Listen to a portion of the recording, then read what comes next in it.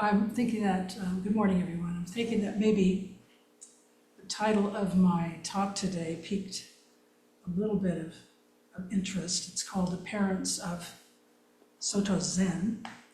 And I arrived at this through a bit of a journey of discovery, actually.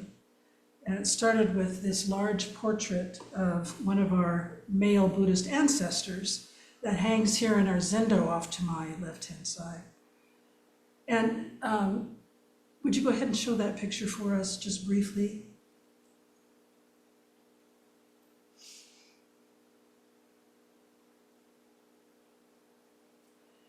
Maybe some of you recall seeing it, but it's there and maybe you just passed by it.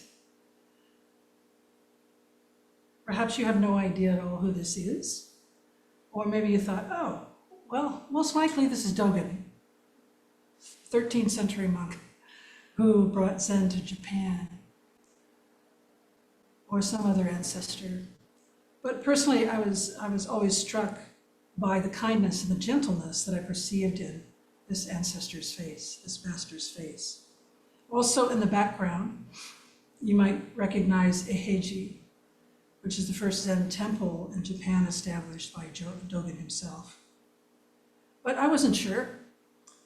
So even after searching around the internet, trying to find something that looked like this master, I didn't come up with much. So I reached out to my Japanese Dharma brother, whom some of you know, and he cleared up the mystery for us. Thank you, you can put the picture down now.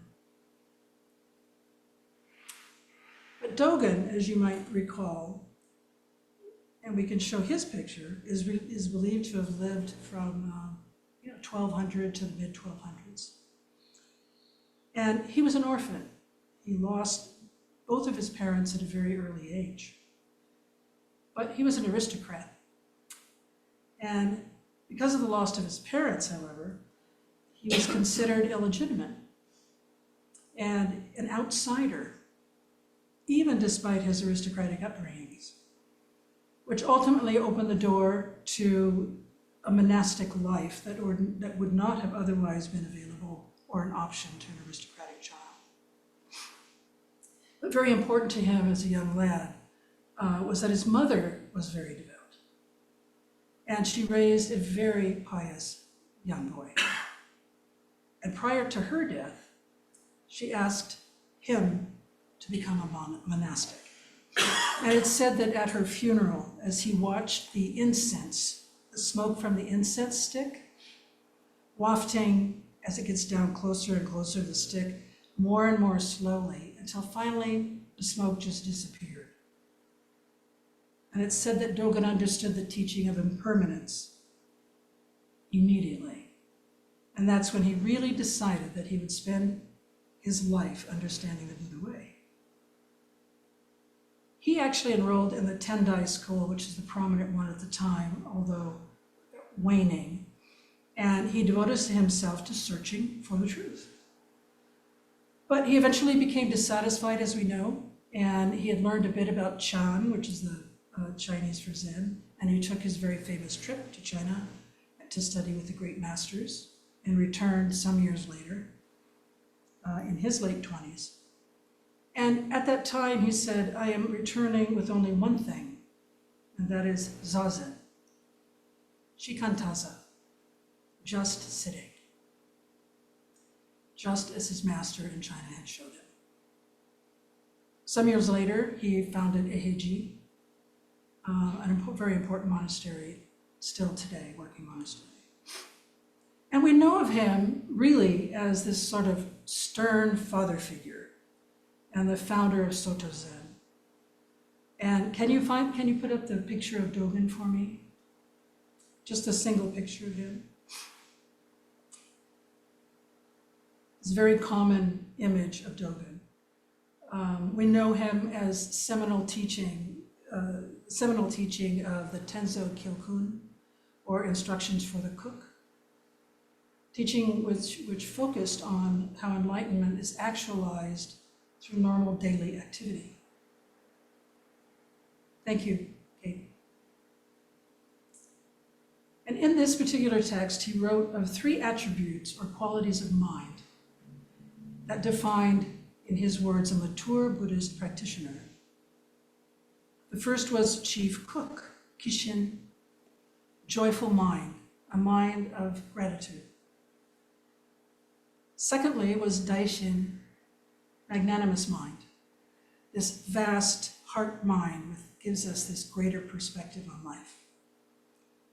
And roshin, or we might also know this as robaishin, parental mind, or grandmother mind.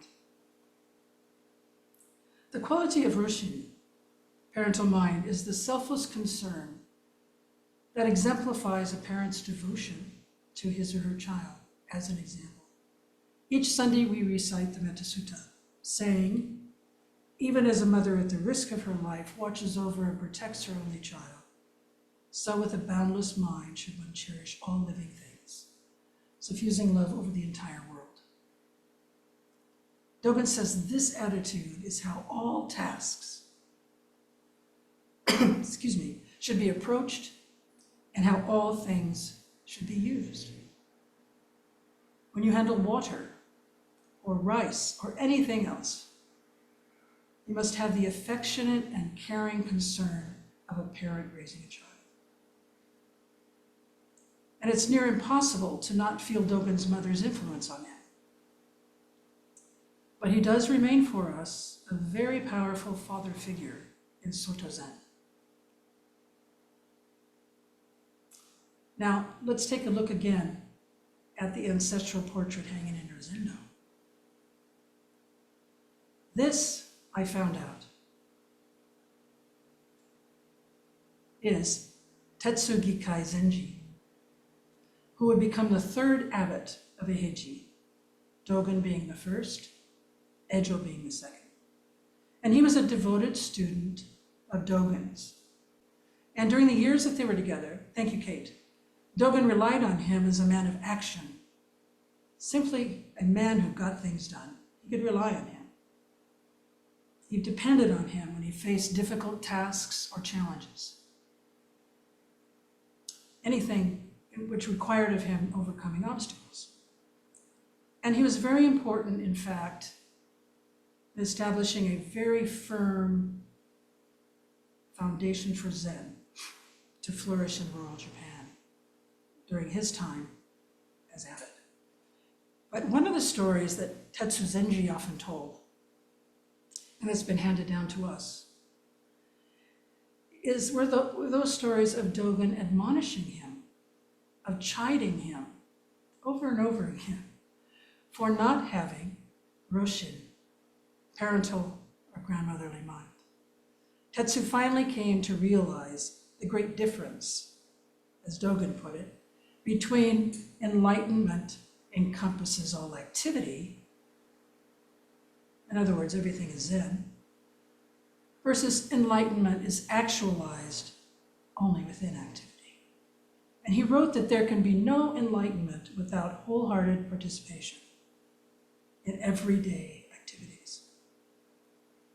Tetsu, it said, finally understood this very well. He understood that it's not what is accomplished in the name of enlightenment or Zen, but that wholehearted participation, and that it is expressed in the selfless striving of Roshin, parental mind. And in turn, this is the actualization of enlightenment. We can see that not only did Dogen's wisdom about parental mind finally greatly influence Tetsu's practice and legacy, but Dogen himself was actualizing parental or grandmother mind in relation to Tetsu regularly, and with great effect, it would appear. But Dogen continued to depend on Tetsu Gikai's assistance in difficult situations, and even during those last days when Dogen was ill and he was preparing to leave Eheji, he entrusted Tetsu with the temporary administration of the monastery. Dogen chose him, who at the time actually was not even a temple officer, but he chose him over other disciples to care for Eheji, the monastery, all while at the same time admonishing him for not practicing parental. Now that's a devoted father for you. I think it's helpful to remember this, as we may not have that person saying this to us regularly.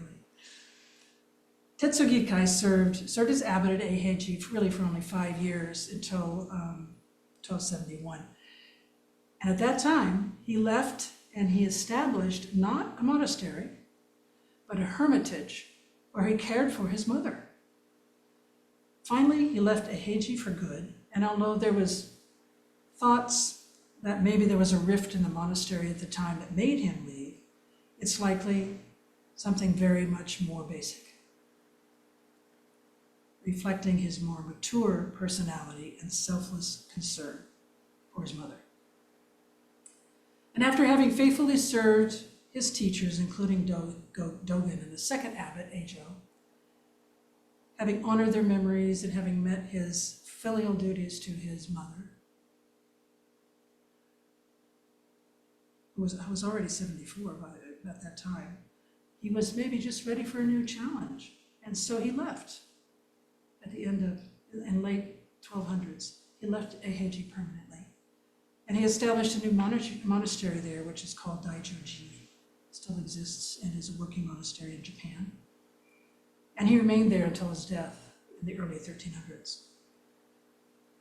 But while living in the monastery, in his semi-retirement, Tetsu Zenji conferred the abbotship to his capable, faithful student, Keizan Jokin Zenji, in 1298.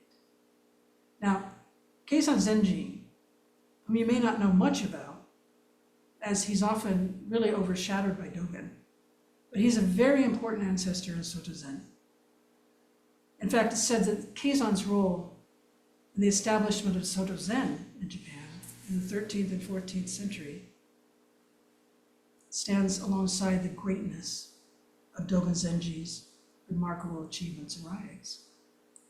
In fact, the Soto Zen institution in Japan, the Soto Shu, actually has an official slogan to illustrate how important Keizan is. Their slogan is, "One school, 2 founders." And Kate, would you show us that picture of Keizan? And so here we have Keizan on the left and Dogen on the right. Keizan's role is equal, at least in Soto Shu's eyes, to that of Dogen. But our tendency in the West and in our Western discourses on the history of Zen mostly overlook Keizan to a certain extent. Thank you, Kate. So whereas Dogen is mostly referred to as the father of Soto Zen, Keizan is often considered the mother. And we might consider them our parents in some very important ways, as each played significant roles through their teachings and their establishing of Soto Zen in Japan and subsequently beyond Japan, throughout the world. So Keizan was born some years after Dogen's death, and also to a mother who was seriously committed to Buddhism and who was a devotee of Kannon Bodhisattva, Avalokiteshvara, Kuan Yin. And the story goes that she dedicated her son to the Buddha before he was even born. And whether this is true or not, we do know that he started to practice Buddhism, Zen specifically, when he was 8 years old, and he became a monk at 13. Becoming a monk at 13 wasn't unusual at that time, but it's remarkable that he stayed with the monastery. Now, often Keizan is referenced or perceived as a kind of counterpoint to Dogen. And we have a lot of good examples of why this might be considered true. And if we look at these contrasts, to me, they just seem perfectly complementary. 2 sides of the same coin, perhaps. Dogen was, or at least perceived as very strict. Keizan more compassionate. Dogen's gaze was more internal, where it said that Keizan's was more broadly external. And these tensions exist even for us as practitioners. They still ring true in our lives today. Going further, Soto sect was founded by Dogen and further consolidated by Keizan. The profound teachings were built up by Dogen and clearly explained by Keizan. You know, Dogen actually had few disciples in his time, whereas Keizan had a multitude. But these two patriarchs are often compared, but these two patriarchs are often compared to the two wheels of a cart. Because if one wheel is lacking, the other will be of no use in fulfilling its purpose. They are that important and that connected. And the list goes on about Keizan and Dogen. Dogen focused very much on the monks in his monastery, where Keizan was very concerned about the lay community, about lay people. And it's this focus on the lay community that may explain why the Soto sect actually was always the largest Japanese school in Zen. Keizan gave the precepts to and ordained many laypersons in his lifetime, and he devoted himself to establishing monasteries throughout Japan, specifically very concerned about lay people in rural areas having access. In fact, today, 98% of Soto temples in Japan, which means over 150,000 temples in Japan, are of his lineage, as are many of those outside of Japan, including Suzuki Roshi and San Francisco Zen Center.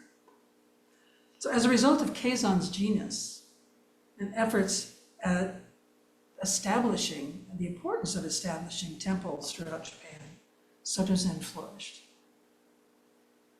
We also come to be reminded that Keizan's championing of women and women's rights, at least in an appropriate sort of Japanese medieval way, was very important. He appointed many women as priests, and he likely paved the way for the establishment of a monastic order for women in Japan. We likely can thank him for our good fortune to even have Myogo Murray-Allen as our founder and teacher here at Bodhio, carrying on a tradition that he propelled, that Keizan propelled. So I will actually end this talk where it all started, when I look closely at the portrait of our male ancestor hanging on the wall here in the Zendo. It wasn't Dogen, it wasn't Keizan, as some thought.